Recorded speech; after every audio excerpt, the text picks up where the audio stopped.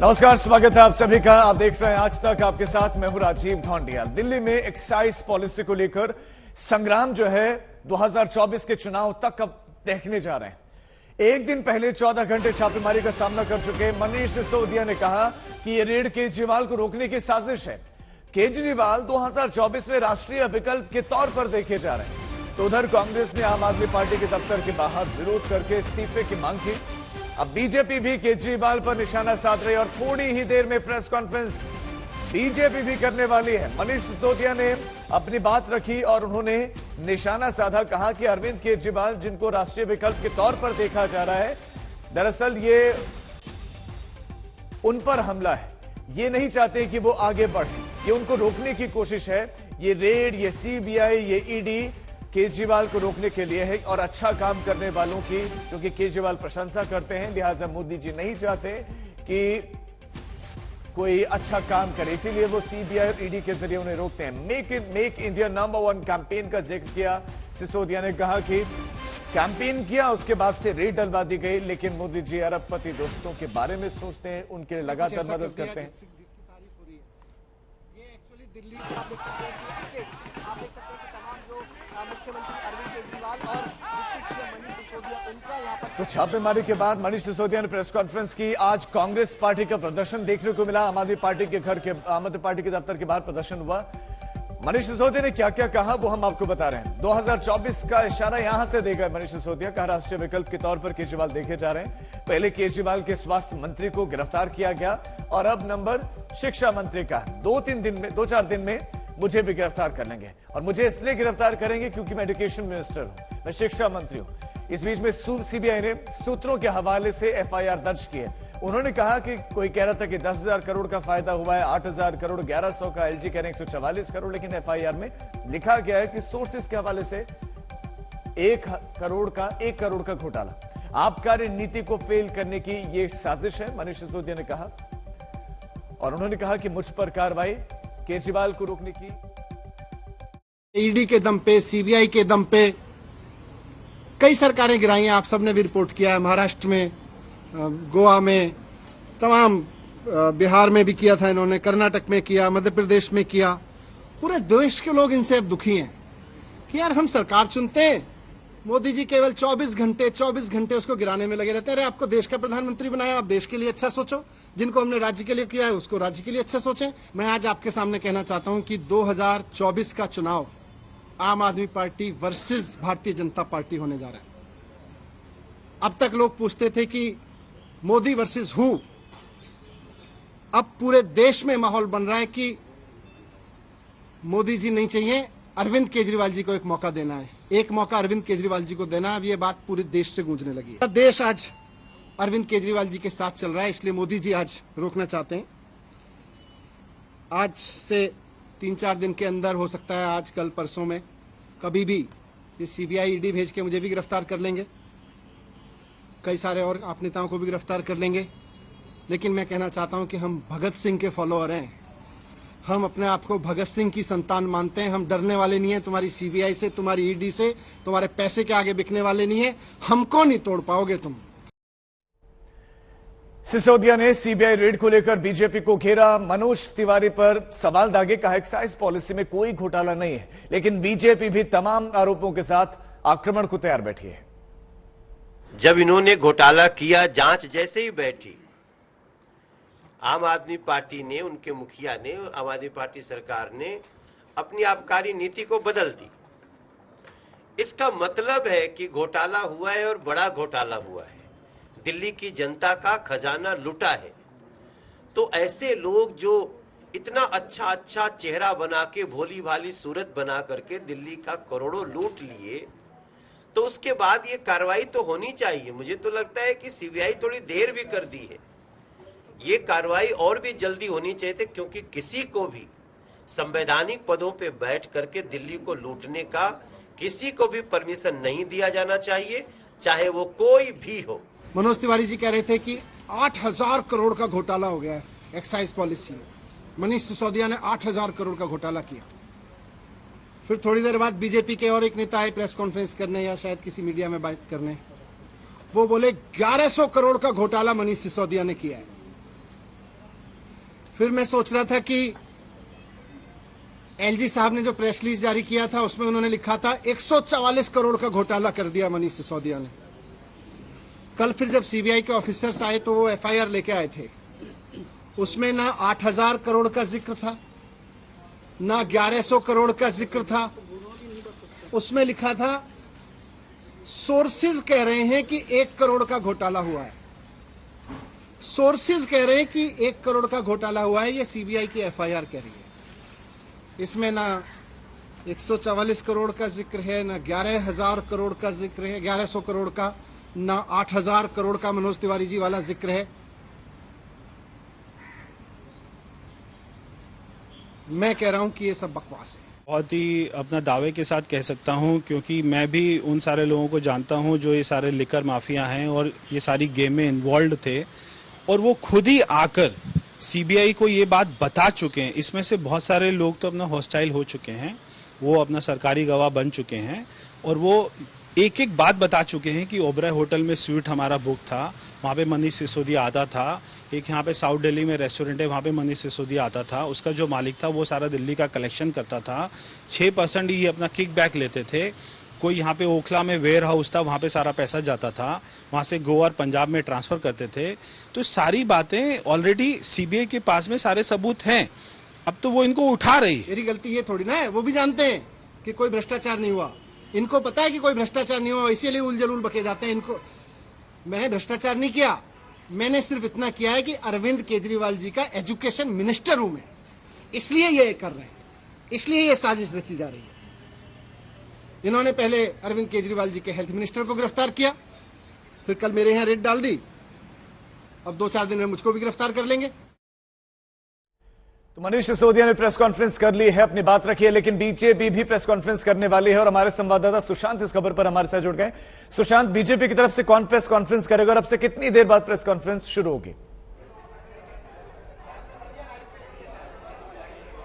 देखिए राजीव, अब से थोड़ी देर में दिल्ली जो नेशनल बीजेपी है उसमें अनुराग ठाकुर केंद्रीय मंत्री की तरफ से प्रेस कॉन्फ्रेंस जो है वो की जाएगी। ये ज्वाइंट प्रेस कॉन्फ्रेंस होगी जिसमें दिल्ली बीजेपी अध्यक्ष आदेश गुप्ता भी मौजूद होंगे, साथ ही साथ पूर्व प्रदेश अध्यक्ष मनोज तिवारी जो कि मौजूदा सांसद भी है वो भी मौजूद होंगे। लेकिन मैं आपको बता दूं कि ये जो लड़ाई है दिल्ली बीजेपी और दिल्ली में आम आदमी पार्टी की नहीं, अब ये लड़ाई जो है वो सीधे तौर पर अब नेशनल लेवल पर पहुंचती हुई नजर आ रही है। यानी सीधे तौर पर जिस तरीके से उप मुख्यमंत्री मनीष सिसोदिया ने कहा कि 2024 को लेकर के जो अगला चुनाव होने वाला 2024 का वो मोदी बनाम केजरीवाल होने वाला है, आप बनाम बीजेपी होने वाला है, और ऐसे में अब ये पूरी लड़ाई जो है वो नेशनल लेवल पर पहुंचती हुई नजर आ रही है। इस पूरे मुद्दे पर आम आदमी पार्टी को कहीं ना कहीं घेरने की कोशिश अब केंद्रीय मंत्री भी जो है वो सीधे तौर पर नजर करते हुए नजर आ रहे हैं। अब से थोड़ी देर में आप देखेंगे कि अनुराग ठाकुर जो कि केंद्रीय मंत्री है वो यहाँ पर प्रेस को संबोधित करेंगे। मनीष सिसोदिया की तरफ से जो आरोप लगाए गए हैं बीजेपी को लेकर के कि किस तरीके से बीजेपी नहीं चाहती कि मनीष सिसोदिया का शिक्षा मॉडल, केजरीवाल का शिक्षा मॉडल जो है वो आगे बढ़कर के सामने आए,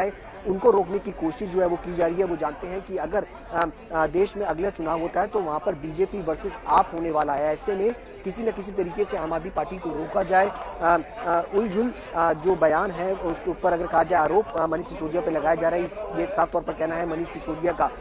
मनीष सिसोदिया ने सीधे तौर पर यह कहा कि जो पिछले दिनों दिल्ली बीजेपी के सांसद है मनोज तिवारी, उन्होंने 8,000 करोड़ का घोटाला जो एक्साइज पॉलिसी में बताया था, जी भी सीबीआई की एफआईआर के अंदर 8,000 करोड़ का घोटाले की बात जो है वो सामने नहीं आ रही है। इसके साथ ही 144 करोड़ रुपए की जो वेग ऑफ करने की बात है, जो शरीकर माफिया हैं उनको देने की बात है, वो भी एफआईआर में कहीं नाम नहीं है। सिंपल सिर्फ 1 करोड़ रुपए का सोर्सेज के हवाले से जो है वो आरोप जो है वो लगाते हुए नजर आ रहे हैं कि इस पूरी एफआईआर में ये लिखा है कि सोर्सेज के हवाले से पता लगे कि 1 करोड़ रुपए का घोटाला जो है वो हुआ है। कहीं ना कहीं आम आदमी पार्टी पर इस पूरे मामले पर गाज जो है वो गिर है और अब बीजेपी इस पूरे मामले पर जो है वो सीधे तौर पर आम आदमी पार्टी पर हमला। बिल्कुल सुशांत, आप नजर बनाए रखें, दिलचस्प होगा कि अब बीजेपी क्या कहती है, प्रेस कॉन्फ्रेंस में क्या क्या कहा जाता है, हम एक एक अपडेट लगातार आपको देने वाले। लेकिन इस बीच में कांग्रेस पार्टी ने आम आदमी पार्टी के दफ्तर को घेरा, प्रदर्शन किया, गधों को लेकर आए थे, उस पर पुतले रखे गए थे मनीष सिसोदिया के। दिल्ली के मुख्यमंत्री अरविंद केजरीवाल के हमारे संवाददाता हिमांशु मिश्रा ने इसका जायजा लिया।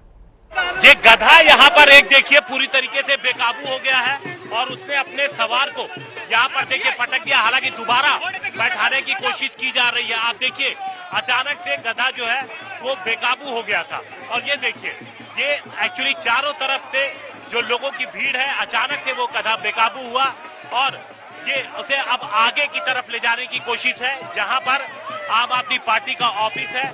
आगे पुलिस ने बैरिकेड कर रखा है, लेकिन यहाँ पर लोगों की भीड़ है और लोग लगातार यहाँ पर प्रदर्शन जो कर रहे हैं। आगे देखिए एक स्टेज भी बनाया गया है जिसपे कांग्रेस के जो लोकल लीडर्स हैं वो यहाँ पर मौजूद है और उसके आगे पुलिस ने बैरिकेड कर दिया है। यानी इस जगह से आगे पुलिस यहाँ पर लोगों को जाने नहीं देगी। जो आम आदमी पार्टी का जो पूरा इलाका है उसे यहाँ पर बैरिकेडिंग करके आप देखिए पूरी तरीके से रोक दिया गया है। यहाँ पर पुलिस और पैरामिलिट्री फोर्सेस के जवानों को तैनात किया गया है, यानी इसके आगे किसी को जाने नहीं दिया जाएगा। कैमरामैन जियाउद्दीन के साथ हिमांशु मिश्रा, दिल्ली आज तक। तो हमारे संवाददाता की यह रिपोर्ट आपने देखी। तो कांग्रेस सड़कों पर उतरकर आज प्रदर्शन करते हुए दिखी। मनीष सिसोदिया प्रेस के सामने आए और उन्होंने तमाम सवालों के जवाब भी दिए, अपनी बात रखी। और इस बीच में अब बीजेपी भी प्रेस कॉन्फ्रेंस करने वाली है। अब से कुछ देर बाद यह प्रेस कॉन्फ्रेंस शुरू होने वाली है और अनुराग ठाकुर बताया जा रहा है कि प्रेस को संबोधित करेंगे। दिल्ली बीजेपी के प्रदेश अध्यक्ष भी मौजूद रहेंगे, कुछ सांसद भी बताया जा रहा है कि इसमें मौजूद रहेंगे।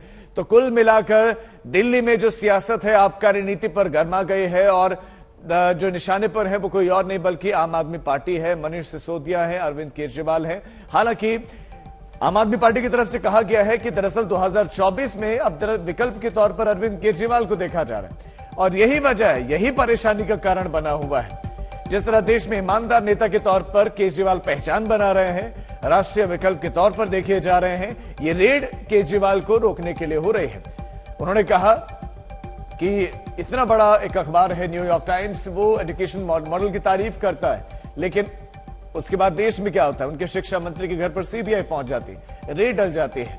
केजरीवाल की ताकत है ईमानदारी, वो कट्टर ईमानदार हैं और ये साजिश इसीलिए हो रही है क्योंकि मैं शिक्षा मंत्री हूं और कुछ दिन में गिरफ्तार भी मुझे कर देंगे, ये उन्होंने कहा। साथ ही साथ प्रधानमंत्री नरेंद्र मोदी का नाम लेते हुए मनीष सिसोदिया ने निशाना साधा, कहा कि कुछ दिन में मुझे गिरफ्तार भी कर देंगे, जनमत दिया है, उनको शोभा नहीं देता कि वो इस तरह जो काम कर रहा है उसको जेल में डाल दे।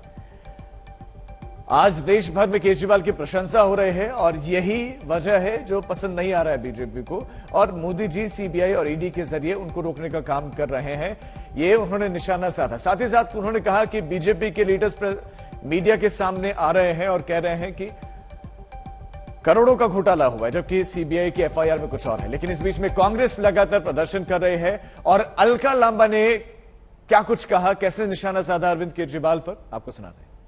कांग्रेस पार्टी की वरिष्ठ नेता और स्पोक्स पर्सन अलका लांबा जी हमारे साथ है। मैम, जो दिल्ली में रेड्स हो रही हैं उसके बारे में आपको क्या कहना है? देखिए, स्वाभाविक था, होना ही था। हम तो सोच रहे थे कि सीबीआई देरी किस बात की कर रही है, क्योंकि मुख्य सचिव की रिपोर्ट के आधार पर 144 करोड़ का जो इसमें घोटाला पाया गया, उसके आधार पर एलजी ने सीबीआई को जांच सौंपी। सीबीआई ने कल घंटों वहां से दस्तावेज और कागज तो ले लिए, लेकिन मनीष सिसोदिया को पीछे क्यों छोड़ गए। आज हम लोग बिल्कुल मनीष सिसोदिया आम आदमी पार्टी का घेराव करने वाले हैं। नैतिकता के आधार पर सत्येंद्र जैन जो 2 महीने से ईडी और गिरफ्तारी में जेल में है, और मनीष सिसोदिया को नैतिकता पर तुरंत अभी इसी समय इस्तीफा दे देना चाहिए। अभी इस्तीफा मांग रहे हैं उनका। हम भारतीय राष्ट्रीय कांग्रेस मनीष सिसोदिया जी और अपना सत्येंद्र जैन के इस्तीफे की मांग करते हैं। मथुरा के प्रसिद्ध बांके बिहारी मंदिर परिसर में कल जन्माष्टमी के मौके पर भारी भीड़ जुटी और इसकी वजह से दम घुटने से 2 श्रद्धालुओं की मौत हो गई, जबकि 6 घायल। हादसा मंगला आरती के दौरान हुआ। पुलिस का कहना है कि निकास द्वार पर भारी भीड़ जमा हो गई, जबकि प्रवेश द्वार से लगातार भीड़ आ रही थी। अचानक भीड़ बढ़ गई और घुटन होने लगी, बेचैनी महसूस होने लगी, लोग बेहोश होने लगे। हालांकि मंदिर प्रशासन के से जुड़े हुए लोगों ने संगीन आरोप लगाया है। उनका कहना है कि कुछ अधिकारी अपने परिजनों को मंगला आरती में ले गए थे, ये परिजन बालकनी से दर्शन कर रहे थे। अधिकारियों ने अपने परिवार वालों की सुरक्षा के चक्कर में ऊपरी मंजिल के गेट बंद करवा दिए और इससे लोगों को बचाने में दिक्कत होने लगी। इसी खबर पर हमारे संवाददाता संजय हमारे साथ जुड़ गए हैं। संजय, क्या ये मौतें लापरवाही की वजह से हुई हैं? इसमें मैं कुछ कहूं, इससे जरूरी है कि मंदिर प्रशासन की पूरी कोशिश है कि वो सारा ठीकरा मंदिर प्रशासन पर फोड़े, लेकिन जो चश्मदीद गवाह हैं, जो फुटेज है, सीसीटीवी फुटेज, उसमें साफ पता चल रहा है कि अधिकारी अपने ससुरालियों, परिवारियों, इन सारे लोगों के साथ मगन थे यहाँ पर दर्शन करने में, और पुलिस के अधिकारी भी या तो उनकी सेवा में थे या फिर अपनी तरफ से वो ठाकुर जी के मंगल आरती के दर्शन कर रहे थे। बाकी कानून व्यवस्था किधर गई पता नहीं। हमारे साथ दिनेश गोस्वामी जी हैं, जो मंदिर समिति के, जब तक मंदिर समिति कार्यरत थी तब तक उसके अधिकारी भी रहे, ठाकुर जी के सेवाधिकारी भी हैं और उस समय वही हादसे के समय वही मौजूद थे। उनसे हम सीधी बात करते हैं कि क्या इसके लिए प्रशासन, कानून व्यवस्था, जिन अधिकारियों पर जिम्मेदारी है वो जिम्मेदार नहीं? बिल्कुल एकदम वो जिम्मेदार हैं। वो भीड़ को नियंत्रण करने में या कुछ और करने में नहीं लग रहे थे, सिर्फ आवभगत में लग रहे थे। दर्शन नहीं खुले थे उससे पहले ही।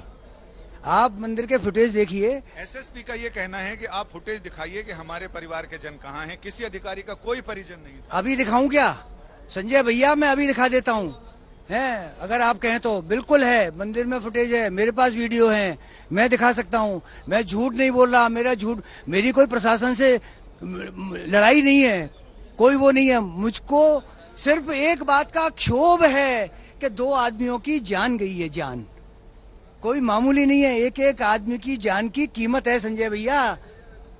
अगर 2 आदमी की जान पर कार्रवाई नहीं होगी तो क्या होगा? हादसे के समय मैं यहाँ इस कोने में था, आप अंदर थे, आपने बताया। आप तो अंदर क्या, चलिए, मैं दिखाता हूँ आपको। मैं कहाँ था, आप कहाँ थे, मैं दिखाता हूँ ना आपको। देखिए पूरा ये घिरा हुआ था हमला, एकदम चारों तरफ से। जूते उतार।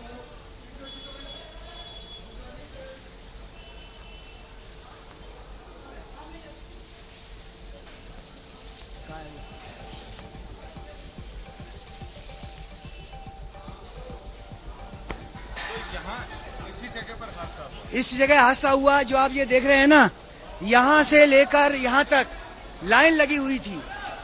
यहाँ से लेकर यहाँ तक एक के ऊपर एक आदमी गिरा पड़ा हुआ था।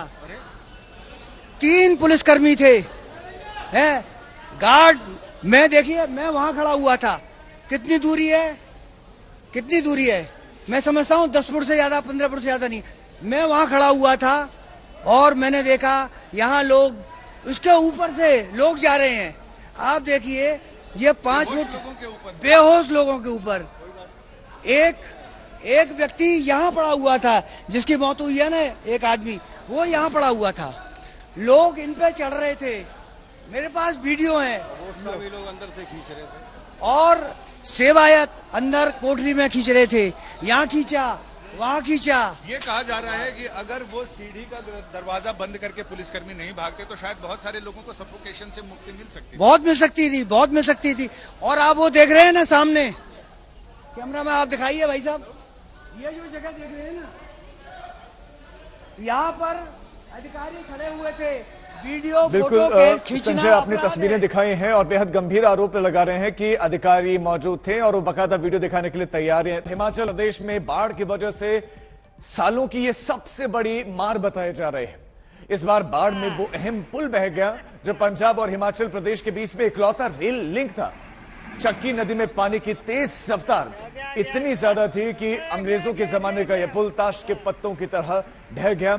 इसकी तस्वीरें आपके सामने। एकमात्र ये रेल लिंक था, एकमात्र रेल से आवाजाही का यह पुल था और अंग्रेजों के जमाने का बनाया हुआ पुल, यानी कि आजादी के बाद से एक नया पुल तक नहीं बना पाए हम। अंग्रेजों के बनाए हुए पुल से ही आवाजाही हो रही थी, लेकिन एक वक्त यह आया कि नदी जब उफान पर आई और अपने वेग के साथ इस पुल को भी साथ ले गए और उसी की तस्वीरें आप देख रहे हैं। ये चंबा से तस्वीरें सामने आए हैं। यह ऐतिहासिक पुल था जो कि अंग्रेजों ने बनाया था और 3 पिलर पहले इसके कमजोर थे, फिर धीरे धीरे ये पानी की लहरों में बहते चले गए और ये रेल लिंक टूट गया। और इसके रेल लिंक के टूटने से जो रेल आवाजाही है, जो रेल कनेक्टिविटी है, वो अब थम गई है। यानी कि अब नया पुल बनेगा, उसके बाद ट्रैक्स बिछेंगे, फिर आवाजाही शुरू हो पाएगी।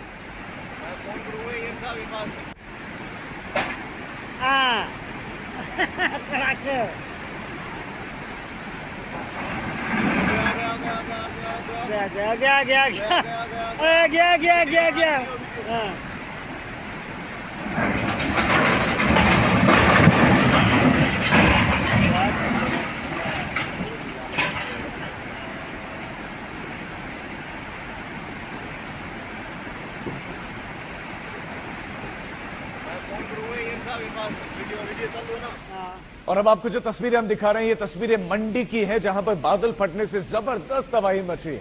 एक घर जमींदोज हो गया जो 2 मंजिला बताया जा रहा है, जिसमें एक बच्चे का शव मिला है, जबकि परिवार के 5 लोग लापता है।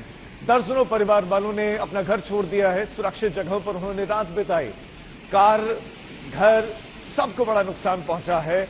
बागी खड्ड में भारी सैलाब की वजह से तलाशी अभियान तक रोकना पड़ा है। ये 4 गाड़ियां हैं, चारों गाड़ियां सड़क से बिल्कुल किनारे आपको दिखेंगी और किस हालत में वो आप देख सकते हैं। हालात ये हैं कि सड़क पर बड़े बड़े बोल्डर, बड़े बड़े पत्थर हैं। ये 4 तस्वीरें हैं हिमाचल प्रदेश में मंडी की तस्वीरें हैं, जहां पर कुदरत का कहर। यहां पर कारें बह गई क्योंकि सैलाब इतना था। एकाएक जब क्लाउड बर्स्ट होता है, जब बादल फटता है तो बहुत सारा पानी एक जगह पर इकट्ठा होता है। ये कारें तिनकों की तरह बह गई और मकान तक ढह गए, जिसमें एक बच्चे का शव मिला है। मलबे में तलाशी अभियान जारी है कि कहीं और शव तो भीतर नहीं है। ये तस्वीरें उन गाड़ियों की हैं जिनका वजन बहुत होता है, कई टन में इनका वजन होता है, लेकिन जब सैलाब आया तो ये तिनकों की तरह बहते चले गए और चारों गाड़ियां एक जगह पर इकट्ठा हो गई। मंडी की तस्वीरें आपने देखी, लेकिन अब आपको लिए चलते हैं उत्तराखंड की राजधानी देहरादून, जहां पर सड़क पर सैलाब जैसा नजारा दिखा। सड़क नहीं बल्कि लगा कि नदी है। यहां से गाड़ियां तेज रफ्तार में फराटा भरते हुए चलती थी, लेकिन आज हाल ये है कि यहां पर पानी ही पानी है। ये जॉली ग्रांट एयरपोर्ट के बाहर का नजारा है, जहां पर पानी एयरपोर्ट की सड़क पर नदी जैसा ये नजारा दिखा। प्लेन यहां से उड़ते हैं, लेकिन आज यहां पर ऐसा लगता है कि नदी बह रही हो। यह हाल है जॉली ग्रांट एयरपोर्ट का, यानी कि यहां पर आवाजाही सबसे ज्यादा रहती है, वीआईपी मूवमेंट्स बहुत ज्यादा रहती है। उस सड़क पर ड्रेनेज सिस्टम का यह हाल है कि बारिश हुई तो वो पानी ड्रेनेज सिस्टम से बाहर नहीं गया, वो सड़क के ऊपर से बहता चला गया और दूर तक कई किलोमीटर तक बिल्कुल यही नजर आया। लोगों को मजबूरी थी, उनको एयरपोर्ट तक पहुंचना था, तो ऐसे ही पानी के ऊपर से गाड़ी चलाकर चले। जॉली ग्रांट एयरपोर्ट, अब पूरा पानी पानी में आज जॉली ग्रांट एयरपोर्ट, ये पूरी नदी आ रही है जॉली ग्रांट एयरपोर्ट में और पूरा ये बहाव जॉली ग्रांट एयरपोर्ट का पानी का पूरा बहाव, पूरा नदी चल रही है पानी की। पहली बार ऐसा हुआ जॉली ग्रांट एयरपोर्ट का पानी, सारा पानी एयरपोर्ट के अंदर। तो देहरादून के एक हिस्से की तस्वीर आपने देखी, देहरादून के दूसरे इलाकों की तस्वीर आप देखेंगे।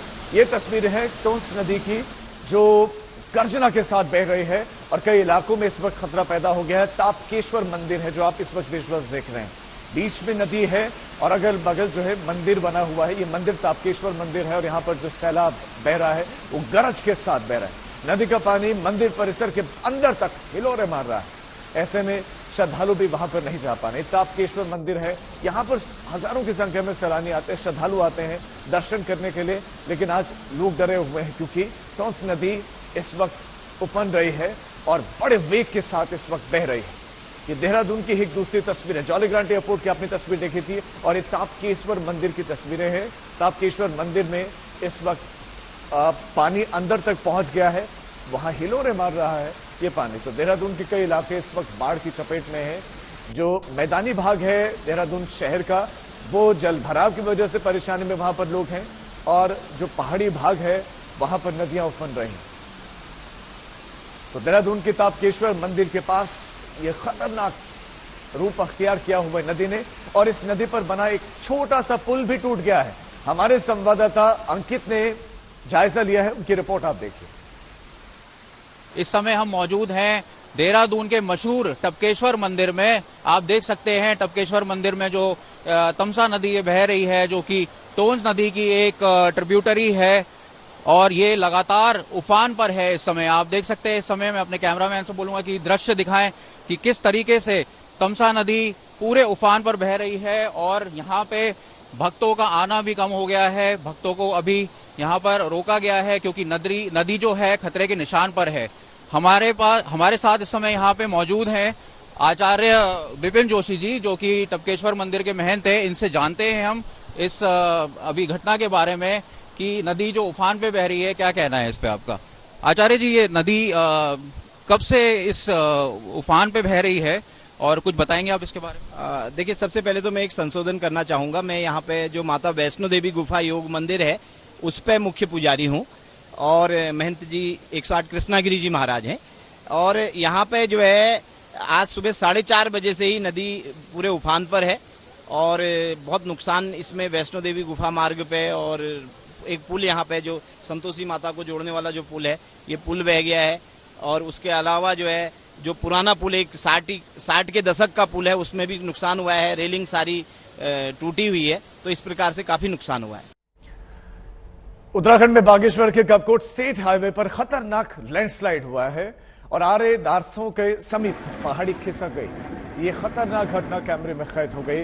गनीमत रही कि लैंडस्लाइड होते वक्त कोई वाहन वहां पर से गुजर नहीं रहा था, वरना बड़ा हादसा हो सकता था। ये विचलित कर देने वाली तस्वीरें, पहाड़ का हिस्सा टूट गया है और इसके पीछे की जो बड़ी वजह भी है, अगर आप तस्वीरें ज्यादातर देखेंगे तो सड़कों के किनारे लैंडस्लाइड की घटनाएं बढ़ गई हैं। उसके पीछे की वजह है कि बेतरतीब तरीकों से सड़कों को काटा गया है, पहाड़ों को काटा गया है और फिर पहाड़ी भार सह नहीं पाती है और इस तरह से टूटकर बिखर जाती है। कपकोट स्टेट हाईवे की तस्वीरें, इस पहाड़ी से मलबा जब नीचे आ गया है तो अब आवाजाही इसकी वजह से प्रभावित है। हजारों गांव का संपर्क टूट गया है।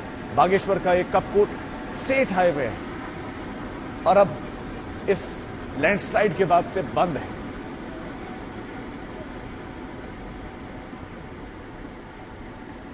तो ऐसे ही छोटे छोटे जगह जगह पर लैंडस्लाइड जोन सक्रिय हो गए।